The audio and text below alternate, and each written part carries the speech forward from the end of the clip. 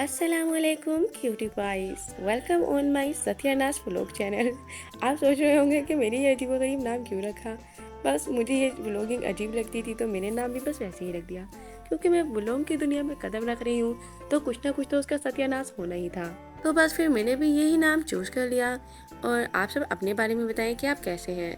और मैं आपको बताती चलूँ, मैंने ये ब्लॉगिंग आइडिया बहुत सोच समझ के लिया है। पहले मैंने यूट्यूब चैनल बनाया था और कई बार बनाया था।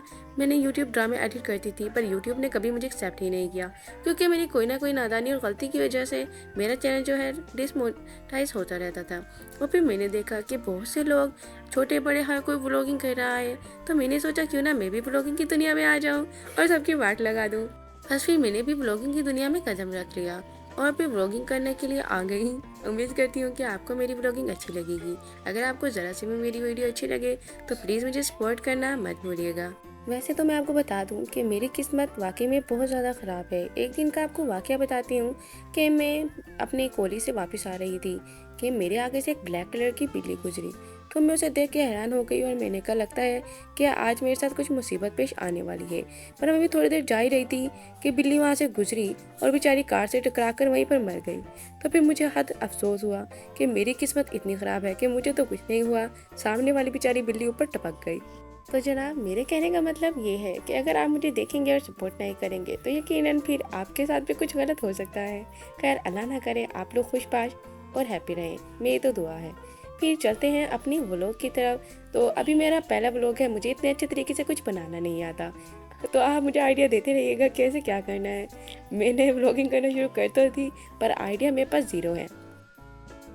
और उम्मीद करती हूँ कि आप लोगों का रोज़ा भी बहुत अच्छा जा रहा होगा मेरी तरह। तो जैसा कि आप जानते हैं, आज 7वां रोज़ा है। तो फिर आज का मौसम अल्लाह पाक ने इतना ही खूबसूरत और बेहतरीन बनाया है। मैं जैसे ही बाहर आई, कल भी बारिश हो रही थी और आज सुबह से मौसम इतना कोई खूबसूरत था।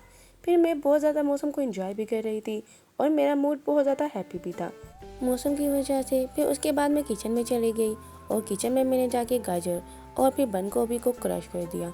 मैं आपको बताती चलूँ कि आज मैं वेजिटेबल रोल बनाने जा रही हूँ। अगर आप लोगों को भी वेजिटेबल रोल पसंद है तो ये रेसिपी देख सकते हैं, बहुत ही ज़्यादा इजी है। तो मैंने फटाफट से इन दोनों चीज़ों को क्रश कर दिया। वेजिटेबल को क्रश करने के बाद मैंने चिकन ले लिया था और चिकन को पहले बॉईल किया था और उसके बाद फिर मैंने उनको रेज़ा रेज़ा कर लिया था, ताकि ये रोल्स में और ज़्यादा मज़ीद इन्हेंस और टेस्ट पैदा करें। याद रखिएगा, जो चिकन आपने रेज़ा करनी हो वो चिकन साफ़ हो, उसमें कोई हड्डी ना हो, तो वो जल्दी से इजीली आपको ज़्यादा टाइम भी नहीं लगता और सारा काम हो जाता है। आपको मैंने ये तीनों चीज़ें तैयार कर दी। उसके बाद जो गंद हुआ था वो फ़ौरन से जल्दी से बर्तन धोए। मैं आपको बताती चलूँ, बर्तन ज़िंदगी भर ख़त्म नहीं होते, चाहे जितने भी धो लूँ। मुझे तो ये लगता है कि मैं अभी किचन साफ़ करके गई हूँ फिर से किचन गंदा हो गया। किचन का बिल्कुल मेरे भाई वाला हाल है, जितना भी साफ़ कर दो हमेशा इसने रहना गंदा ही होता है। अगर मेरे भाई ने ये मेरी बात सुन ली तो यकीन है वो मेरा कत्ल करने वाला है। ये व्लॉग चैनल बनाने से मेरा एक फ़ायदा हो गया। अगर मुझे कोई कहेगा कि तुम तो बिल्कुल कभी काम नहीं करती और बैठी रहती हो और मोबाइल यूज़ करती हो, तो मैं उसको ये वीडियो दिखाऊंगी और कहूँगी देख लो भाई कितना काम करती हूँ, तुमको तो लगता ही नहीं मैं कोई काम करती हूँ। अक्सर मैं बैठी होती हूँ जब मोबाइल यूज़ करती हूँ तो मम्मा कहती हैं कि हर वक्त तुम मोबाइल ही यूज़ करती रहती हो, तुम्हारे पास कोई काम धंधा है या नहीं है। कभी कभी मैं सोचती हूँ क्या मैं फैक्ट्री स्टार्ट कर दूँ, जब मम्मा मुझे हर वक्त कहती हैं कि तुम काम नहीं करती। अब मेरे पास अच्छा तरीका हो गया, मैं वीडियो दिखाऊंगी मामा को कि मैं कितना काम करती हूँ। फिर मैंने एक पतीला लिया और उसमें थोड़ा सा ऑयल डाला और मैंने कुछ लहसुन के जवे लिए थे और कुछ काली मिर्ची ली थी। याद रखिएगा काली मिर्ची जो है वो आपको साबुत लेनी है ताकि और जायका आ जाए। जो मैंने ऑयल लिया था उसमें लहसुन के कुछ जवे डाल दिए ताकि मैं अपनी बाकी चीज़ों को फ्राई कर सकूं। और जो मैरिनेट चिकन किया था उसको भी मैंने इसमें डाल के थोड़ा सा फ्राई कर दिया। याद रखिएगा चिकन जब तक थोड़ी सी रेडिश कलर ना आए तब तक आपने इसको फ्राई करना है। और उसमें फिर मैंने वेजिटेबल डालना शुरू कर दी। सबसे पहले मैंने गाजर डाली, क्योंकि गाजर थोड़ा सा टाइम लेती हैं गलने में, इसलिए मैंने पहले गाजर डाल दी थी और उसको फ्राई करना शुरू कर दिया। जैसे गाजर थोड़ी सी ढीली पड़ गई फिर मैंने उसमें बंद गोभी डालना शुरू कर दी। और इस रेसिपी का सबसे ज़्यादा इंग्रेडिएंट अहम चीज़ें तो ये हैं, ये थी बोटल्स और जीनामोटो। याद रखिएगा आप जीनामोटो लाजमी यूज़ करें क्योंकि इससे बहुत ज़्यादा जायका आता है। वेजिटेबल जब फ्राई हो गई थी तो फिर मैंने उसमें जीनामोटो डालना शुरू किया। जीनामोटो का पूरा पैकेट ख़त्म करने के बाद फिर मैंने उसमें काली मिर्च डाली। काली मिर्ची आप अपने हस्बे जायका डालिएगा जितनी आपको मतलब पसंद हो। अगर आप तेज़ करना चाहते हैं तो ज़्यादा डालिएगा, मैंने वैसे नॉर्मल डाली थी। फिर उसके बाद मैंने ½ टी स्पून नमक डाली उसके बाद मैंने चिली सॉस डालना शुरू किया। चिली सॉस के सम ड्रॉप्स डालने के बाद मैंने सोया सॉस डाल दिया। ये दोनों बोतलें मैंने डाल दी थी और लास्ट में मैंने विनेगर डाला। ये अपनी चॉइस है, आप डालना चाहते हैं ठीक, नहीं तो नहीं सही। इसका इतना कोई फ़ायदा नहीं और इसे गले भी आ सकते हैं, तो आप इसे चाहें तो स्किप कर दें। बस मैंने थोड़े से ड्रॉप्स डाल दिए कि शायद कुछ जायके इससे आ ही जाए। 5 मिनट दम पे रखने के बाद हमारी ये वेजिटेबल तैयार हो गई और उसके बाद मैंने इसको डिश में सर्व कर लिया ताकि ये थोड़ी सी ठंडी हो जाए और फिर मैं इसके रोल तैयार कर सकूं। जैसे ये तैयार हो गई तो फिर मैंने रोल की पट्टी ली और उसके साइडों पे आटा लगाना शुरू कर दिया। आटा से ये होता है कि जो रोल है खुलता नहीं है।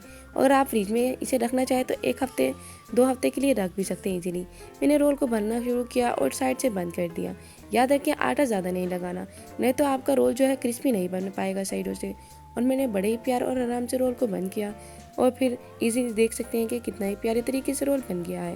और ये रोल बहुत ही ज़्यादा बड़े साइज़ के थे, इसी तरह मैंने कुछ छोटे से रोल भी बना लिए हैं। आप देख सकते हैं कितने खूबसूरत और मज़ेदार रोल बने हैं। बाकी टेस्ट तो इसका हम फ्राई करके ही आपको बताएंगे। रोल से फारिग होने के बाद मैंने वाटरमेलन को उनको क्यूब्स में कन्वर्ट कर दिया, ताकि रोज़े के लिए सबसे अच्छी चीज़ तो यही है। और मेन चीज़ ये होता है कि आपके पानी की कमी पूरी हो जाए। और ये वाटरमेलन आपके लिए बहुत ज़्यादा अच्छा होता है और स्किन के लिए भी बहुत ज़्यादा अच्छा होता है। जिस बहनों को स्किन की प्रॉब्लम या कोई एलर्जिक होती है तो वो बहुत ज़्यादा वाटरमेलन खाया करे, क्योंकि मेरा अपना ये ज़ाती एक्सपीरियंस है, वाटरमेलन इंसान के लिए बहुत ही फ़ायदेमंद होता है। फिर मैंने वाटरमेलन के जायके को इन्हेंस करने के लिए उसमें थोड़ा सा काला नमक मिला दिया। यकीन माने काला नमक मिलाने से वाटरमेलन और ज़्यादा अच्छा लगता है। फिर मैं पकौड़ों की तैयारी में लग गई और फिर मैंने पकौड़ों के लिए पालक और बंद गोभी को बारीक बारीक काट कर साइड पे कर दिया। तो बारी आ गई पोटैटो की, तो फिर मैंने उसको उठाया, उस बेचारे की इज्जत को तार तार कर दिया। मैंने उसके कपड़ों को उतार कर अलग कर दिया और उसको छील कर बेचारे को पीके बना दिया।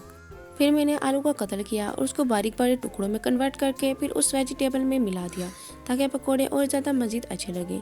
फिर उन सब को मैंने एक अलग बोल में निकाल दिया ताकि मैं उसमें उनके लिए बेसन और मसाला जात अज्जा ऐड कर सकूं। आई होप कि आप लोगों को भी ये रेसिपी अच्छी लग रही होगी।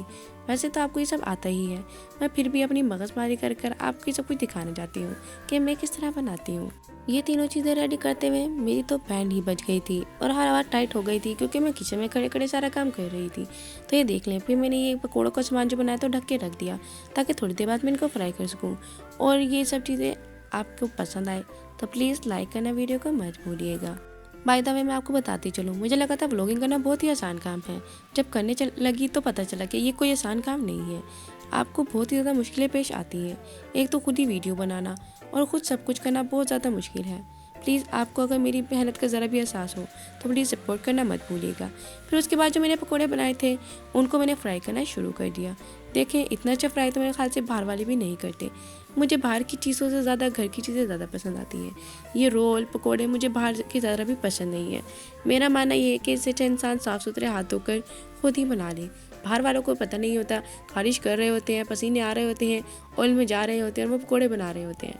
यह बहुत ही बुरे लगते हैं मुझे, क्योंकि 1-2 दफ़ा मैंने उनको बनाते हुए देखा था तो मुझे उल्टी आने लगी थी। उसके बाद मैंने बाहर से खाना छोड़ दिया था। आप देख सकते हैं कि पकौड़े कितने खूबसूरत लग रहे हैं, तो यकीनन आपके मुंह में पानी आ रहा होगा। कोई बात नहीं, आप मेरे घर आके मैं आपको खिला दूँगी।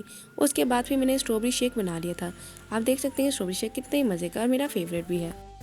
जैसे ही मैं जूस से फारिग हुई उसके बाद मैंने फटाफट रोल तलना शुरू कर दिए। रोल मैंने इसलिए एंड में तले ताकि ये गरम गरम बहुत ज़्यादा अच्छे लगते हैं। और आप देख सकते हैं रोल की रंगत कितनी खूबसूरत है। इसको हल्का रेड आपने फ्राई करना है, ज़्यादा डीप रेड फ्राई नहीं करना, नहीं तो ये जले जले लगेंगे और ये बाद में ठंडे होने के बाद रंग बदल लेते हैं। जी बिल्कुल, आपने सही सुना, रोल जो है रंग बदल लेते हैं, बिल्कुल ऐसे जैसे ख़ानदान वाले आपके रंग बदलते रहते हैं। रोल भी वैसे ही एकदम रंग बदल लेता है। फिर उसके बाद मेरी बस हो गई थी तो फिर मेरी मम्मा को कहा कि फ्रूट चाट आप बनाए, तभी मम्मा ने फ्रूट चाट बना दी थी।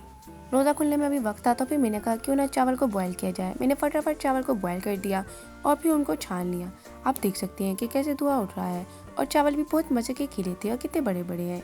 फिर उसके बाद मैंने देखा कि मम्मा ने क्या बनाया है, तो मैंने देखा कि मम्मा ने दाल बनाई है और फिर उस दाल के लिए मैंने चावल बॉयल कर लिए थे। और फिर हम लोग दस्तरखान पे आराम से बैठ गए थे, क्योंकि अभी 10-15 मिनट बाकी थे और दुआ मांगना भी ज़रूरी है। तो आप देख सकते हैं दस्तरखान कितने खूबसूरत लग रहा है। अल्लाह करे हर किसी के घर में इसी तरह रिज़्क़ की बरकत आती रहे और उनका दस्तरखान भी भरा रहे। आमीन।